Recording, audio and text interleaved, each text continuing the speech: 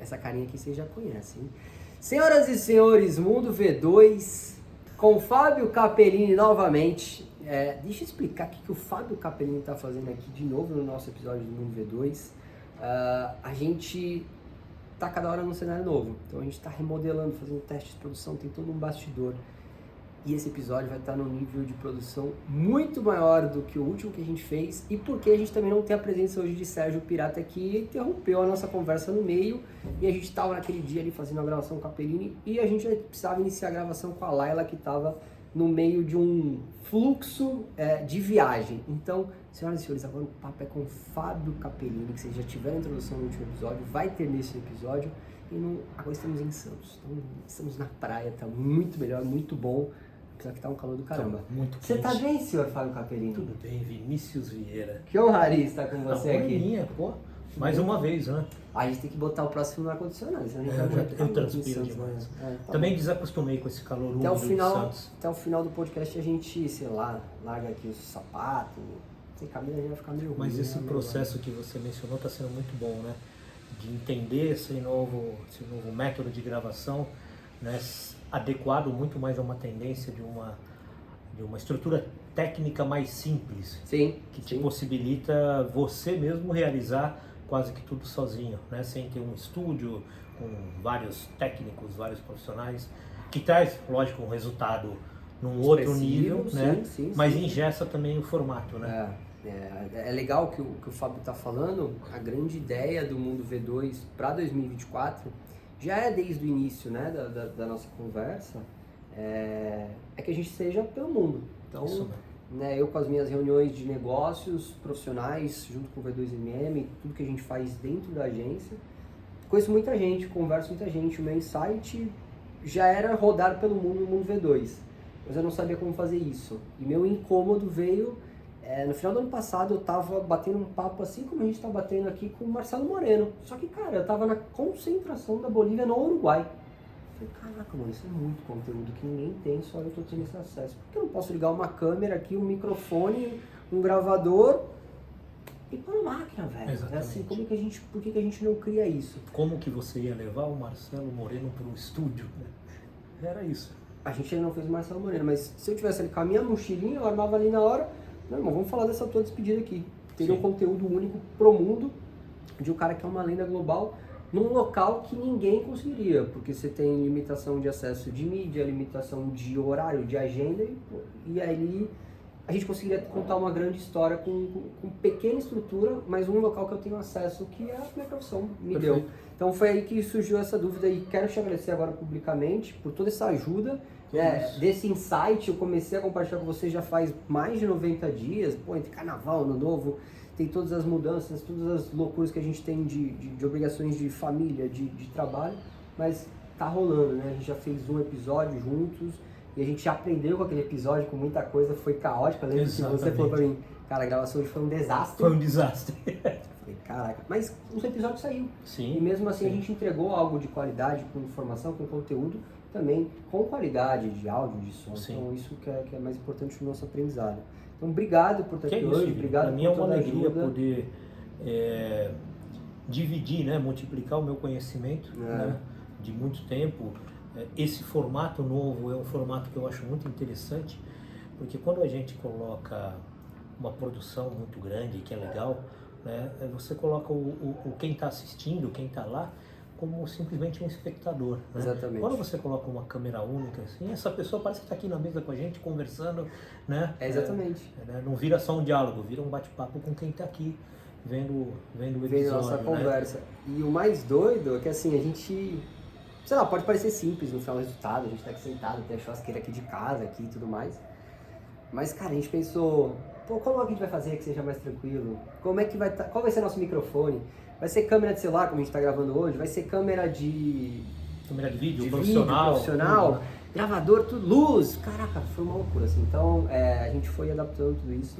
Estamos tirando esse resultado, espero que esse episódio fique incrível para ser um registro da sua carreira, da sua história, que eu honro tanto, como sempre falo. Mas desde já, mais uma vez, obrigado. E que seja um marco de um formato que a gente vai contar muitas histórias. Com também o teu legado, né? Do teu conhecimento, da tua vivência. a gente cada vez mais próximo juntos novamente de trabalho, que eu espero te ter próximo não só do Mundo V2, como dos projetos da V2MM. Eu estava até conversando com o Michel antes da nossa reunião. Michel, que é parte da sociedade do time da V2MM, falou: rapaz, o Capelini tem uma parte de história, por que a gente ainda não conversou com esse cara? Eu falei: pois é, precisamos chamar ele na xixa pra gente começar a fazer negócio juntos. Pra mim vai ser uma alegria. Que legal. Cara, antes da gente começar, vou deixar alguns recados só na tela, muito importantes. Cara, eu tô relaxadaço porque eu tô em casa, tá? E esse estúdio a gente vai repetir com outras pessoas, porque eu adoro receber gente aqui. Da próxima vez com churrasqueira funcionando, cheia com uma carninha. Será que rola, cara? Eu sair pra fazer um churrasco? Eu acho que é muito bom, Jogar um churrascão ali. Pode pegar a câmera, andar, mostrar. Vou testar isso, velho. Esse bagulho, rolando. Mas me chama, né, quando for testar. Tá bom, cara. O próximo então a gente faz já com essa churrasqueira. Deixa eu dar os recados muito importantes. Não deixem de se inscrever no canal do Mundo V2 no YouTube. Temos a nossa meta de inscritos, cara, e eu aposto que com esse formato ainda muito mais próximo, com muito mais gente, com muito mais volume de entrevista, a gente vai crescer muito dentro do nosso canal no YouTube. Então digita lá Mundo V2 no YouTube, faz sua pesquisa, se inscreve no nosso canal. Não deixe também de seguir a gente no Instagram, a gente coloca todas as informações de bastidores dos episódios, também o anúncio dos episódios que a gente posta.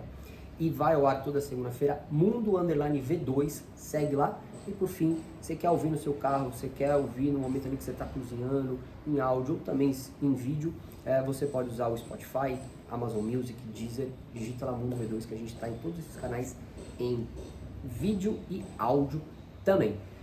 Outro ponto muito importante, V2MM, mais uma vez, obrigado à minha empresa, a quem eu devo toda a honra da criação do Mundo V2MM, do meu tempo, das minhas conquistas. A gente trabalha na V2MM com gestão de comunicação para atleta, você que é atleta, mãe, agente de atleta, investidor, seja do mercado futebol ou do mercado esportivo, tem uma necessidade de estratégia de comunicação, de como usar as redes sociais, como aparecer na mídia, como construir uma campanha publicitária. Acesse aí @V2MM e vem fazer parte do time da V2MM, que a gente vai pensar numa estratégia exclusiva para você. Esse é o nosso game. E uma das partes da V2MM é contar, quer dizer, a maior parte da V2MM é contar a história de atletas e transformá-la em legados e transformá-los em ídolos.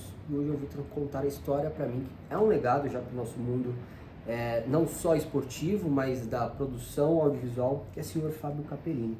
Onde que a gente parou na nossa conversa, Fabinho? A gente estava falando de mas eu estava tentando pensar, né? quando você falou de atletas, conta a história de atleta, eu estava pensando onde eu sou um atleta. Eu tô brigando com ele porque ele acorda às 5 da manhã. O que você faz quando você acorda às 5 da manhã e ele vai fazer exercício, cara? Não faço nada. Eu tô bem sedentário, mas preciso voltar urgente a fazer uma atividade física. Você já praticou vários esportes, né? Já fiz bastante coisa. Não competição, né? Mas já... O ciclismo sempre foi minha base, desde primeiro com o bicicross, depois com o mountain bike, que eu já fiz de coisa, mas... E aí lá atrás, quando eu era bem novo, já fiz sempre gostei de esporte de aventura, cheguei a fazer curso de paraquedismo, de mergulho, de paraglider, logo quando ele chegou no Brasil, né, o parapente. Gostava dessas coisas, andar de skate. Sério? Quando eu tava no... Você lembra quando eu tava no Santos que eu tive que operar o joelho? Lembro. Foi quando eu tentei voltar a andar de skate. Caiu? Não, já lesionei o joelho nas primeiras ali, só de falta de preparação física. E voltar achando que a cabeça, o corpo reage ao que a cabeça pensa. Exatamente, tinha como eu tive um grande acidente em 84 de bicicleta, e eu tive uma fratura, uma múltipla fratura de fêmur, né, tive um problema de desenvolvimento de uma das pernas que afetou a outra. Aí quando eu fui me meter a brincar de skate, eu tive que operar o outro, mas dei muita sorte, né? Deus foi bom que naquela época eu estava trabalhando no Santos, aí os amigos que trabalhavam no departamento médico, fui operado pelo Zenaide, que é fantástico, né? Depois fiz o terapeuta, eu fiz lá com... Nossa, com o Tom? Não com o Tom, com o Avelino. Com o Avelino também. Né? Teve um dia que eu estava até dentro do CT, e aí eu não tinha tempo de ir para a clínica do Avelino, e acabei fazendo lá. Eu nunca esqueço o dia, porque tinham 4 marcas de recuperação. Tinha. E aí tava eu numa, David Braz na outra, Ricardo Oliveira na outra e Elano na outra. Aí, a sua vida de atleta. Minha vida de atleta foi essa. Muito bom. Então achamos uma conexão na sua vida de atleta. Então. No futebol. E aí depois desse contato da prática esportiva, por causa desse acidente, você deu uma reduzida e foi um que desencadeou. Aí veio aquela coisa de filho, tudo, né? E infelizmente por uma burrice a gente não prioriza isso, né? E aí tem que esperar o prejuízo de saúde para correr atrás do prejuízo. Eu tô puxando muito no seu pé, cara. Tá, não, você tá me ajudando pra nisso. Caminhando e ter essa rotina que vai voltar. te trazer resultados inconscientes e indiretos. Sim. Aí o start da pandemia, né, que a gente teve que ficar trancado, eu engordei praticamente 14 quilos. Ô, louco. Então ficava a Gabriela, minha esposa naquela época trabalhava fora, ligado à saúde, então ela era a única que saía. Eu ficava em casa com os meninos, Tá. comendo, né? Foram 6 meses sem sair de casa comendo. Vocês não tinham uma rotina de sair pra Nada, praticar nada, atividade nada. física? A gente não botava o pé pra fora de casa. Foram 6 Foi meses essa direto. estratégia de vocês. Eu saía pra fazer atividade física e voltava pra casa, cara. Não saía nada. Eu acho que foi uma estratégia que me ajudou, cara. Assim, Tá. E trabalhar, né? E eu mantive essa rotina depois da pandemia. A primeira vez que eu saí, eu peguei Covid. Fogo, né, cara? Fui pra São Paulo, aí quando eu voltei, já tava com Já todos tava os sintomas. Fiquei 15 dias trancado dentro Essa de história casa. Ontem eu tava até lembrando Você me com os contou que você meninos. adorou ficar lá dentro de casa. Adorei, até brincamos ontem, eu falei, mas adorei, mas foi muito assustador. É muito assustador, né? Ainda mais que no segundo dia eu estava medindo a taxa de oxigênio, não recuperava, e tive que começar a tomar anticoagulante na barriga, injeção. É mesmo? Chegou nesse nível? Cheguei. É, Aí você dá uma surtada, né? dá uma assustada, porque Que é você vê novo. o resultado, todo mundo. Eu falo, você tá entrando, você tá querendo entrar numa fila e você não quer entrar nessa fila para morrer. Não quer, né? Então tem um pouco do psicológico nisso. Eu lembro quando eu peguei. Lógico, pô, você já tem mais idade, é mais sério, tem questões de saúde que são mais agravantes numa pessoa Sim. da sua idade que na minha. Mas quando eu peguei, a primeira vez putz, cara, tipo, depois de 10 dias eu não melhorei, eu piorei.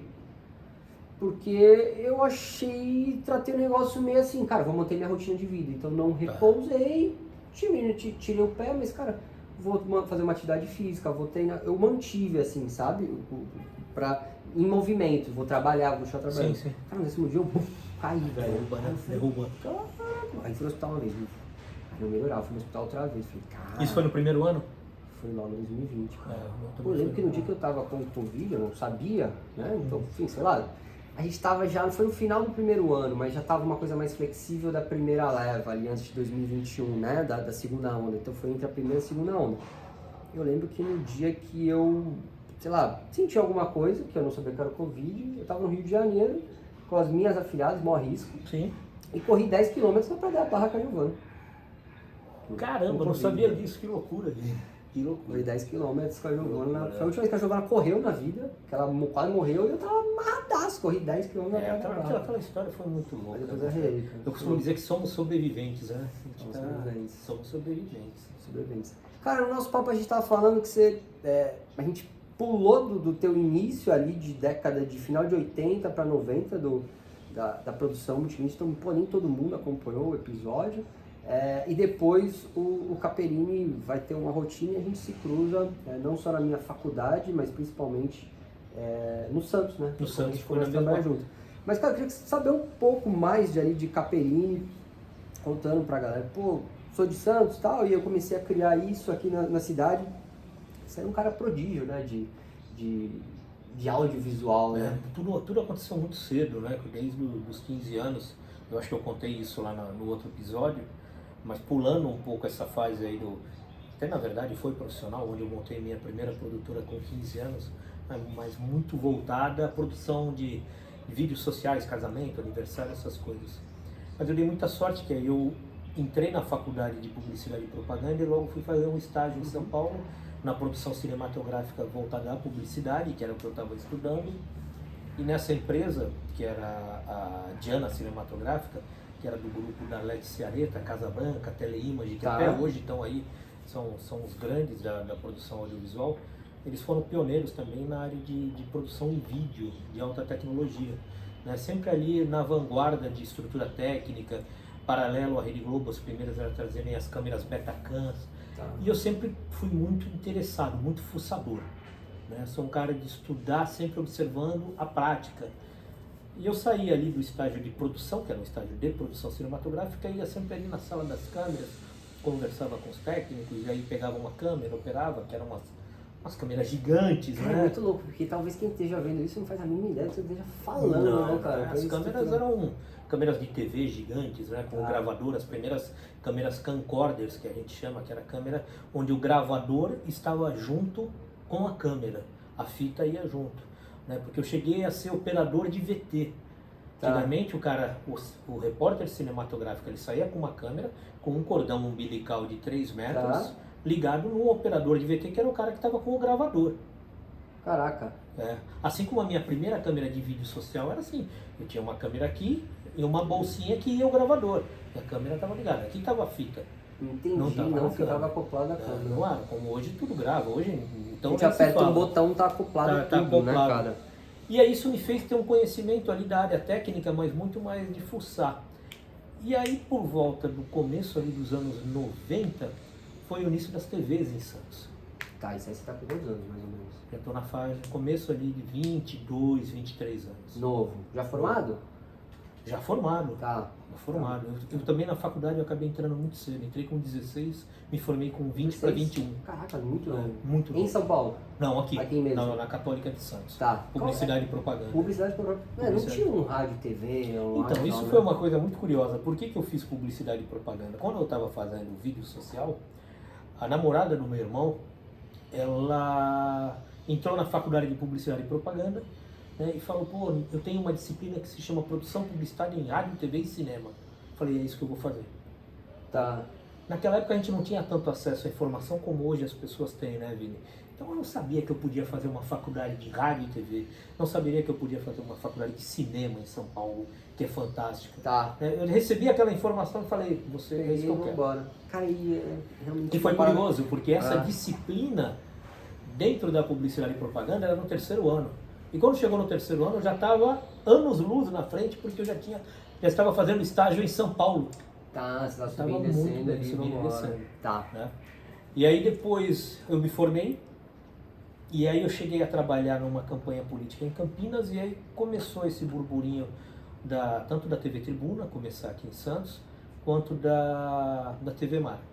Mas um dos cursos que eu fiz nesse período de formação de conhecimento foi um curso com profissionais da Rede Globo, tá? Em São Paulo. Não era na Rede Globo, mas eram os grandes profissionais da Rede Globo. E um deles era o engenheiro Sérgio Eberlê. Tá? E esse cara era um cara grande dentro da Rede Globo, de estrutura de operações, e ele foi o responsável pela montagem da TV Tribuna aqui.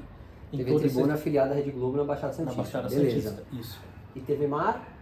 Manchete? TV Mar vem Manchete, na época Manchete. Mas aí eu fiquei sabendo disso. Pra entender o nível do papo, Manchete. É, Manchete. Não era preto e branco, já era colorido. Tá bom. Aí foi muito curioso porque eu procurei o Sérgio Eberlê e ele lembrou de mim, a gente conversou, né? Ele falou, pô, se tiver uma oportunidade, que era embrião mesmo, tava começando, se tiver uma oportunidade eu te chamo. Aí expliquei para ele que eu tinha feito todo esse estágio de produção de cinema, de publicidade, ele achou bem legal, né? E aí foi curioso, porque aconteceu um negócio na minha carreira que até hoje eu sinto muito pela minha atitude, pela minha escolha e por como aconteceu. Poucas pessoas sabem disso.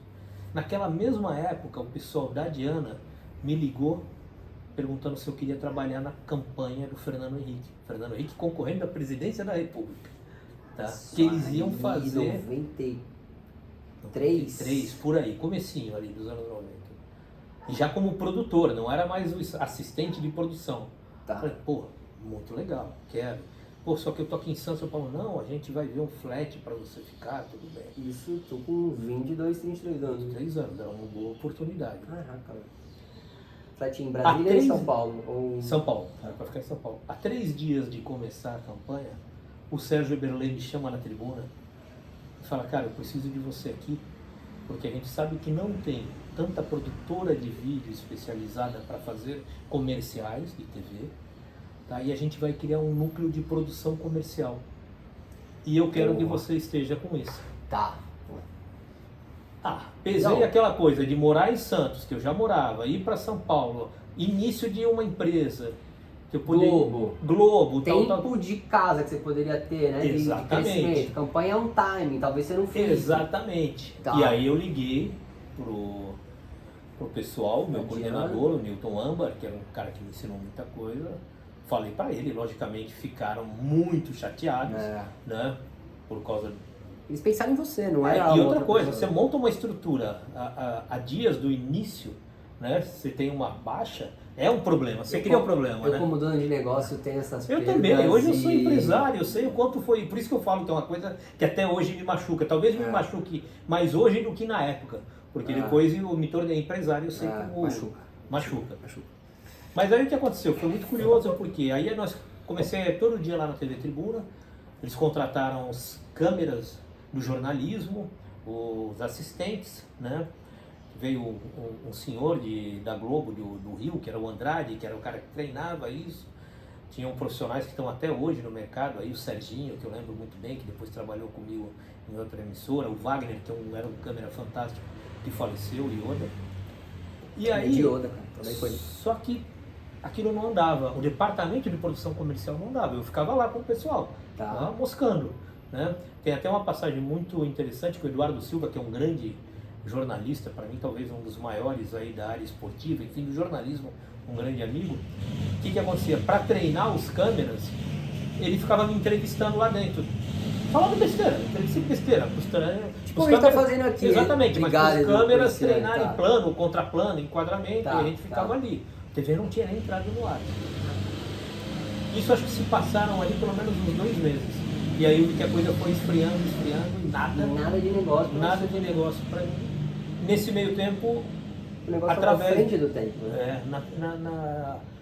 Através de um amigo meu, eu não lembro lá assim detalhes, eu cheguei e fui chamado para conversar com o Sérgio Henrique Puog, que era o dono da TV Mar. Queria montar a TV Mar, era da Manchete. Beleza. Né? E aí quando eu vi a estrutura lá, que ia ser montada, tudo, e como foi, eu acabei indo para a TV Mar, entrei ali como câmera, depois passei a coordenadora de operações. Paralelo a isso, a gente criou a Mar Produtora, que era uma produtora de comerciais, que era aquilo que era para ser feito na Tribuna. Funcionou muito bem. Em 94 eu fui indicado ao Profissionais do Ano da Rede Globo como diretor de filmes publicitários com um filme pela Mar Produtora, com um filme aqui da Companhia Santista de Publicidade, o cursinho universitário. A gente foi finalista na categoria Sudeste aqui, foi muito legal. E eu como diretor já. Então todos esses caminhos me levaram para uma carreira muito rápida. Então 94 foi um ano muito, muito interessante, que eu estava ali em cargo de coordenação de produção e operações na TV, atuando como diretor de filmes publicitários na produtora da TV, e fui convidado para dar aula na faculdade, com 24 anos. Cara, era tudo muito novo, né? Era tudo muito vanguardista, né, cara? Assim, muito. Um trabalho de produção comercial para uma TV, porque a TV nem existia ainda. Aí você vai, participa de prêmios de publicidade como profissionais do ano, que ainda era uma coisa que estava muito engatinhando e que hoje tem um valor gigantesco. Aí você vai dar aula numa faculdade com 24 anos. 24 anos, cara. Em função de todo esse conhecimento que eu adquiri. Adquiriu na prática, na né? prática. Você não tinha. Daquela disciplina, fui dar aula no curso de publicidade.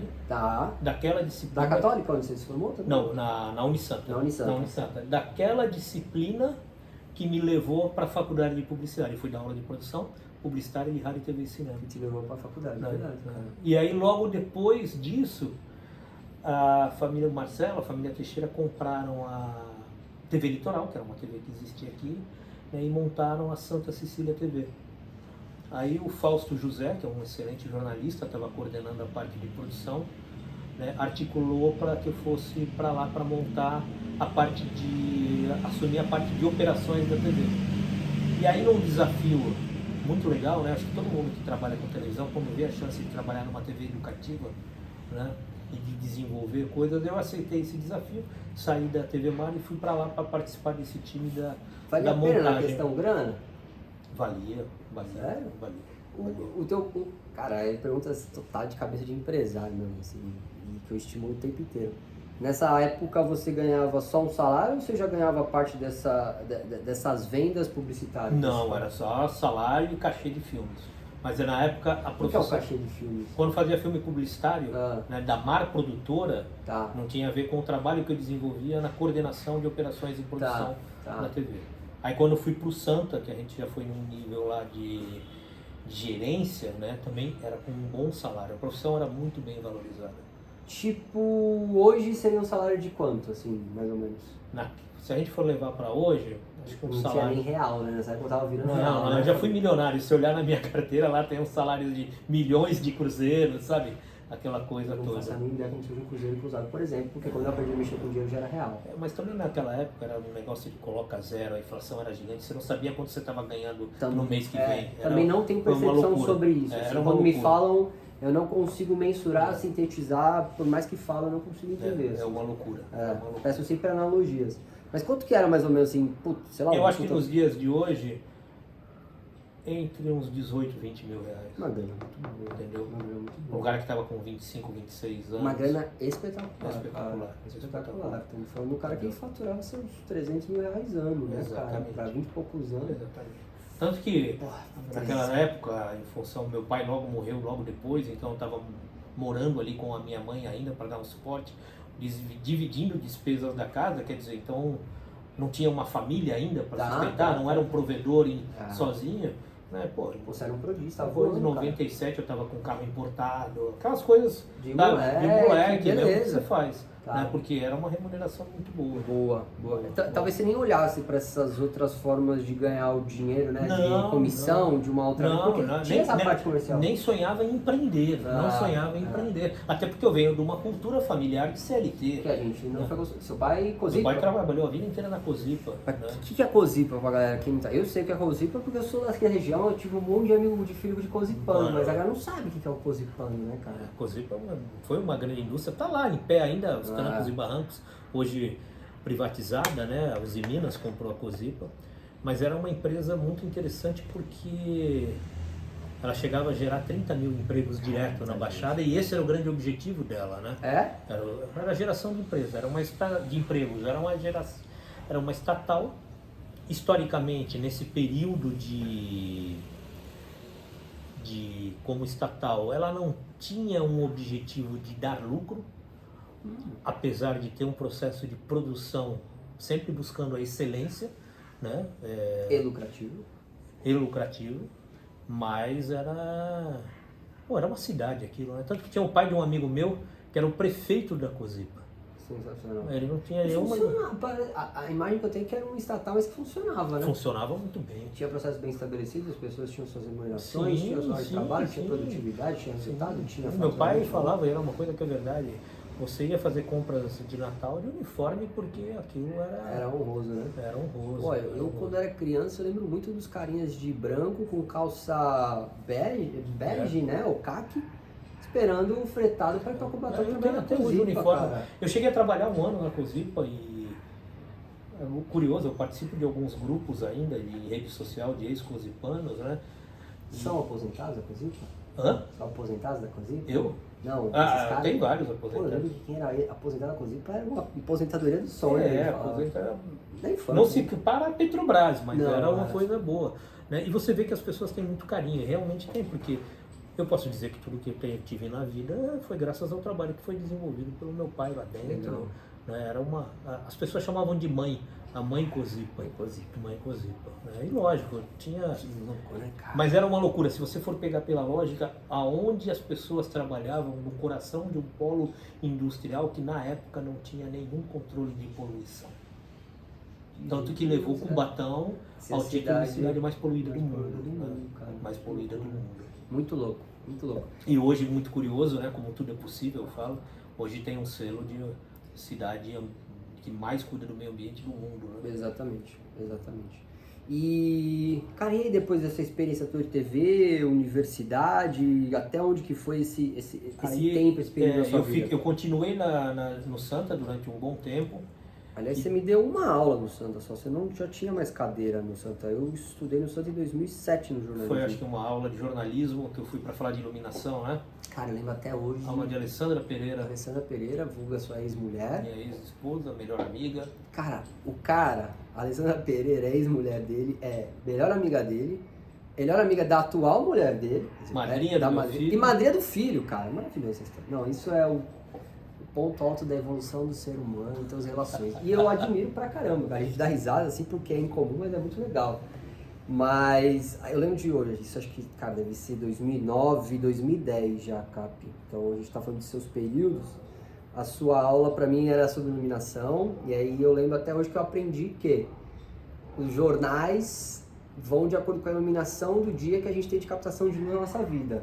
Então o jornal Bom Dia da Globo é mais claro, mais laranjão, o do meio-dia é meio que um sol ali no meio do dia, e à noite já é uma iluminação mais escura, azulada, porque é mais azulada. Eu falei, sério, mano, que os caras estudam isso? E aí, cara, é um padrão, se você olhar os jornais de todos os jornais do Brasil e do mundo, tem esses padrões. E quem não tem, a gente é estranho. Por exemplo, a gente vê, desculpa, só para encerrar, a ESPN, por exemplo, é um padrão escuro em tudo. Né? Ela não usa. E, cara, e tá todo mundo de terno. Você fala, mano, o cara não conecta, não cara, conecta, a parada. Não conecta. Não conecta. É inconsciente. No audiovisual tem uma... Não é uma regra, né? Mas eu levo muito a sério um critério seguinte. Quando ninguém fala nada, quando não incomoda, porque o trabalho foi perfeito. E o nosso trabalho na produção é tornar tudo isso perfeito. Né? Eu não sei se eu contei no outro vídeo a história de um... Acho que eu contei no outro episódio que a gente gravou, a história de um curso que eu fiz com o João Daniel Tikomirov, do Elevador, do filme da Veja. Né? Não. A gente tá... Para você ter uma ideia, eu fiz um curso com o João Daniel Tikomirov, que já foi um dos diretores mais premiados do mundo de filmes publicitários. Né? Era um workshop bem fechado, graças a Deus a gente passou na seleção. E lá nós fizemos um filme real para um grande cliente através de uma agência. A agência era o MAP, o cliente era a revista Veja, e o filme era um diálogo de duas pessoas dentro de um elevador. Já começa daí, porque, pô, é fácil dentro do... Não é fácil. Onde você põe câmera, onde você põe luz? Então você tem que construir um elevador no estúdio, onde as laterais saem para você posicionar. Enfim, detalhes de produção.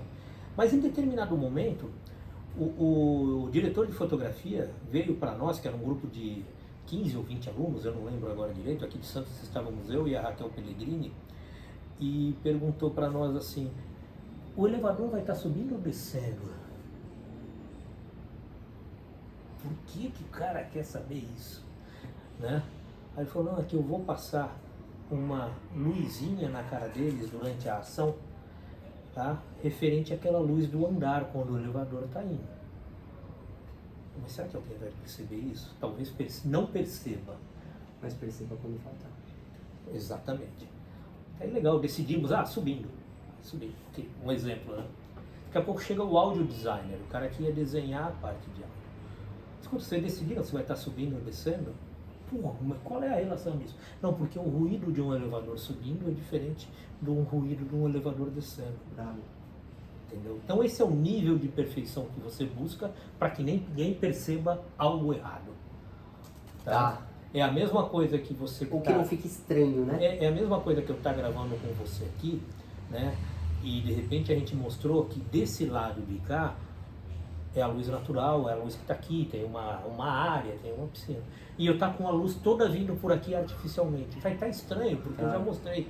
Então quando eu dava aula, eu usava um filme que é até legal as pessoas que gostam de audiovisual assistirem, que é um lugar chamado Notting Hill, que eu falo que é uma aula de cinema. Por quê? Todas as cenas têm iluminação artificial, tudo é muito bem trabalhado e você termina o filme e você fala, cara, que filme legal.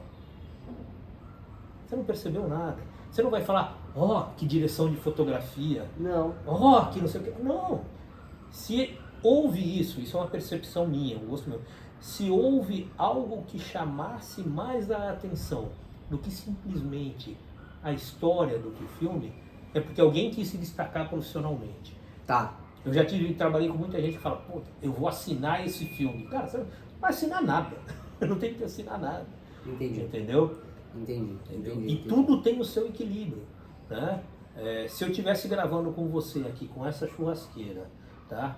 Que é aqui na sua casa, mas de repente as pessoas não tivessem ouvido esse cachorro latindo lá atrás, um barulho de carro, tal, ele ia falar, pô, esses caras estão num estúdio? Tá, ia ficar estranho. Não, era a tua casa, os áudios acontecem. Carro passa, martelo, então, passarinho. isso tem que existir.